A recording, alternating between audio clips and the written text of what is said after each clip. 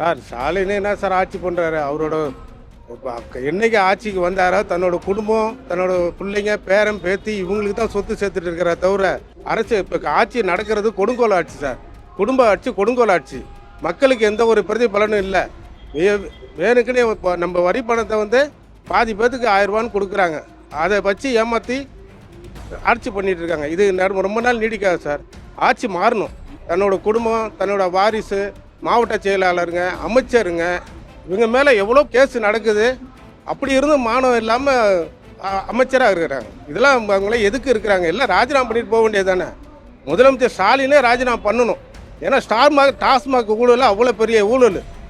அந்த ஊழலை வந்து இன்னும் பெருசுப்படுத்தி தான் இருக்கு. இன்றைக்கி கூட ஈடி ரைடெலாம் போயிட்டுருக்காங்க. சீக்கிரமே நம்ம டெல்லி முதலமைச்சர் கெஜ்ரிவால் போன மாதிரி மு க ஸ்டாலினும் உள்ளே போவார்.